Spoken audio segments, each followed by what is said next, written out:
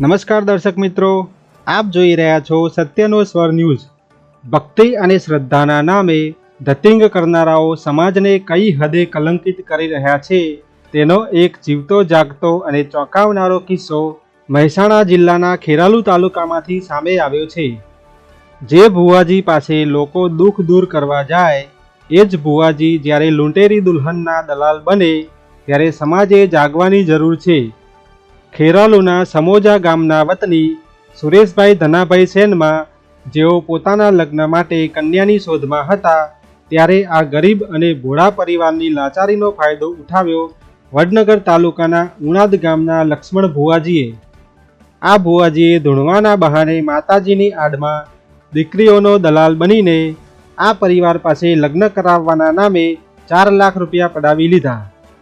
ઘટનાની વિગતવાર વાત કરીએ તો આ ઠગબાજ લક્ષ્મણ ભુવો અને ઠાકોર સોમાજી નામના ઈસમ આ પરિવારને ખેડબ્રહ્માના રાધીવાડા ગામે કન્યા બતાવવા લઈ ગયા। ત્યાં શિલ્પાબેન મણાભાઈ સેનમાં નામની યુવતી બતાવીને તેની સાથે લગ્ન કરવાનું નક્કી કરાયું। લગ્નના બદલામાં લક્ષ્મણ ભુવાજી અને ઠાકોર સોમાજીએ આ પરિવાર પાસે 4 લાખ રૂપિયાની માગણી કરી। તેથી લગ્નવાંછુ યુવક સુરેશભાઈની વયોવૃદ્ધ વિધવા માતાએ પોતાના દીકરાનું ઘર વસાવવા માટે જમીન ગીરવે મૂકીને દેવું કરીને 4 લાખ રૂપિયા ભેગા કર્યા। ત્યારબાદ બંને ઈસમોએ ઉણાદ અને શાહપુર રોડ પર આવેલા અંબાજી માતાના મંદિરમાં ફુલહાર કરાવીને સુરેશભાઈ અને શિલ્પાબેનના વિધિપૂર્વક લગ્ન પણ કરાવી આપ્યા। પરંતુ લગ્નના માત્ર 10 જ દિવસમાં અસલી ખેલ શરૂ થયો।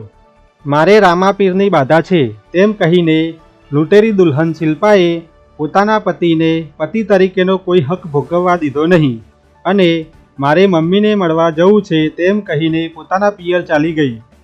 જ્યારે પીડિત પરિવારે ઘરમાં તપાસ કરી તો તેમના હોશ ઉડી ગયા। ઘરમાંથી સોનાની બુટ્ટી, ચાંદીનું મંગળસૂત્ર અને પગની પાયલ ગાયબ હતા।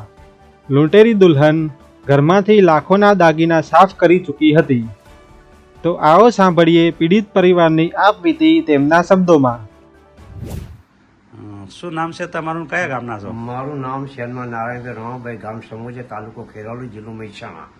અચ્છા, શું ઘટના બની હતી ને ક્યારે બની હતી આ ઘટના? આ ઘટના સાહેબ બને 3-4 વર્ષ થઈ ગયા છે।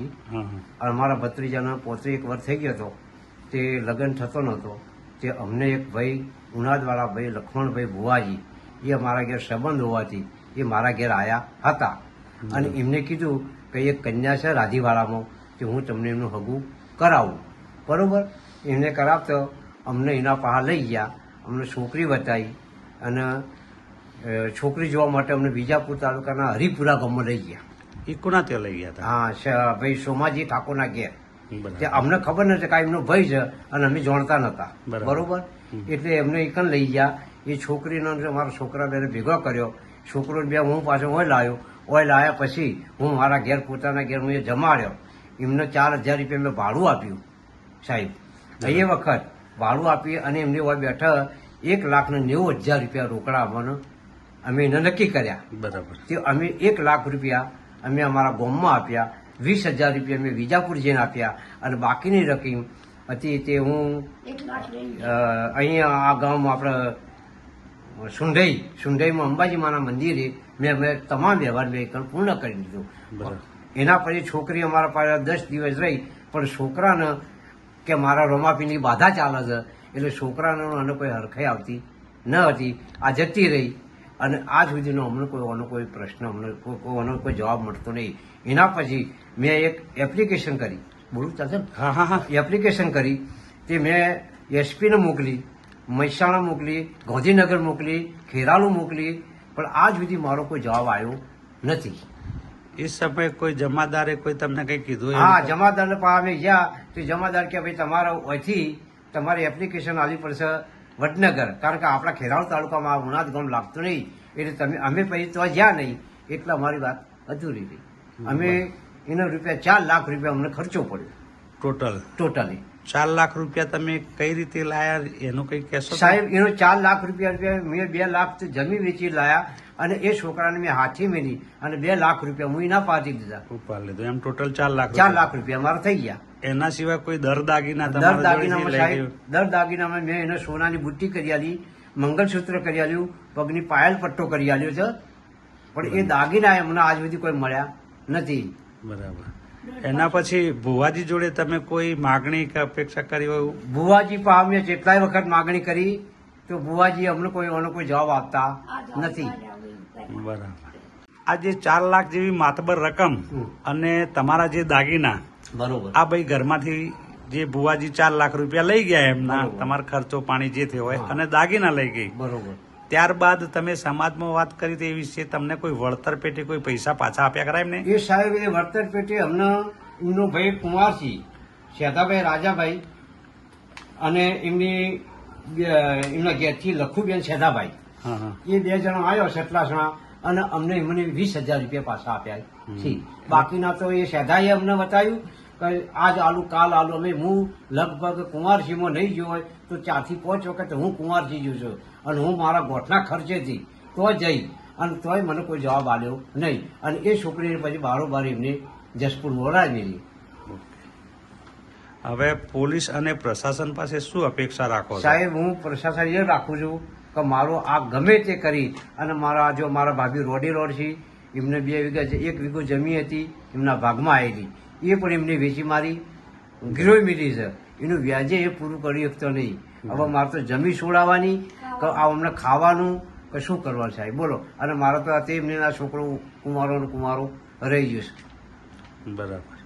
ભુવાજીના બીજા કોઈ કર્મકાંડ સામે આવ્યા હોય એવી કોઈ ઘટના આવી સામે? હા સાહેબ, મારા પાસે એવી પણ ઘટનાઓ આવી છે કે મને તો આવું અનેકોને અને આવા કાર્યો કરેલો છે.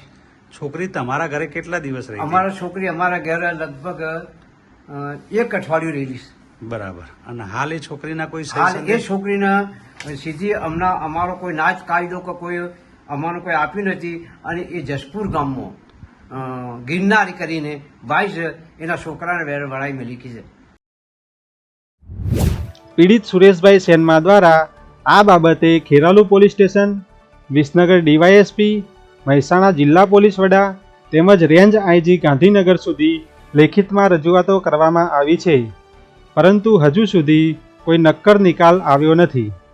હવે અમારો સીધો સવાલ ઉચ્ચ અધિકારીઓને છે. આવા લૂંટેરી દુલ્હનના નામે ધંધો માંડીને બેઠેલા ઠગબાજો, નકલી ભુવાઓ અને દીકરીઓના દલાલો સામે કડક કાયદાકીય પાઠ ક્યારે ભણાવવામાં આવશે? જો પોલીસ આ ટોળકીની બરાબર તપાસ કરે તો ગુજરાતમાં ચાલતા આવા કેટલાય લૂંટેરી દુલ્હનના નેટવર્ક પરથી પડદો ઊંચકાઈ શકે તેમ છે.